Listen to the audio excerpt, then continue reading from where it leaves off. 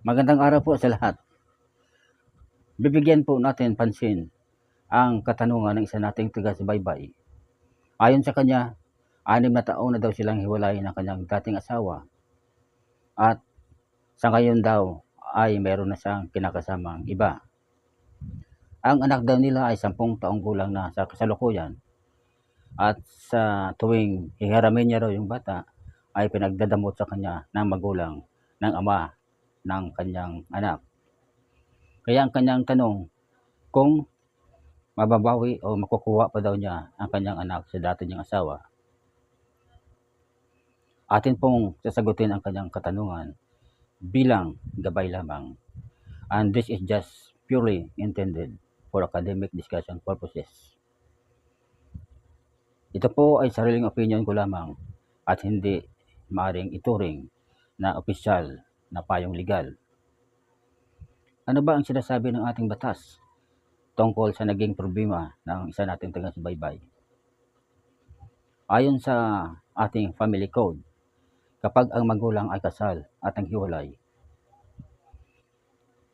parehong may parental authority ang ama at ina. Batay sa Article 213 ng Family Code, kapag naghiwalay ang magulang kahit kasal at ang bata ay 7 taong gulang pataas, isinaalang-alang ng korte o ng hukuman ang kagustuhan ng bata kung kanino siya nais tumira. Gayunpaman, ang magiging batayan pa rin ng desisyon ay ang best interest of the child at hindi lamang ang personal na desisyon ng bata.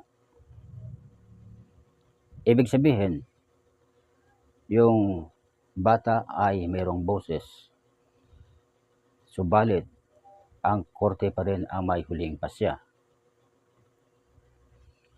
Kung ang napili ng bata na magulang ay mayroong kakayanan na mag-alaga at wala naman dahilan upang maging mapanganib para sa bata, maari sundin ito ng hukuman. Subalit, kung mayroon namang panganib o hindi maganda para sa kapakanan ng bata, maari hindi susundin ng korte ang napiling tirahan. Now, sa kaso ng ating sender, dahil yung anak nila ay 10 taong gulang na, ang masusunod ay ang best interest of the child.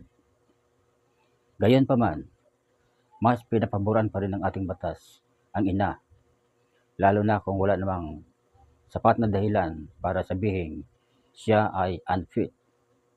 At ang lolo't lola ng bata ay walang karapatan para pigilan ang ina na kukunin yung anak.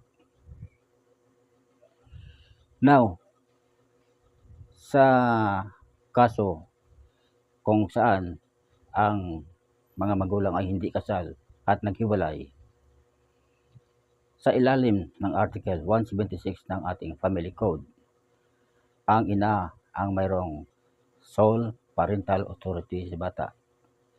Ang ibig pong sabihin, ang ina ay may karapatan na makuha yung bata anumang oras. Ang ama ay mayroon lamang karapatan sa support at sa visitation rights at hindi sa custody. Mas lalo walang karapatan ang magulang ng ama para ipagdamot ang anak sa kanyang ina. Mahalagang tandaan na ang pansamantalang pag-iwan ng bata ay hindi paglipat ng custody at ang pagkakaroon ng panibagong kinakasama ay hindi sapat na dahilan o hindi automatikong dahilan para mawalan ng karapatan ang ina sa kanyang anak. So hanggang dito na lamang mga kaibigan.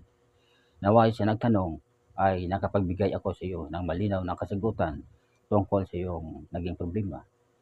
At para naman sa lahat kong mga taga-subaybay, naway ang bidyong ito ay nakapagbigay na naman sa inyo ng panibagong dagdag na kaalaman tungkol sa usaping ito.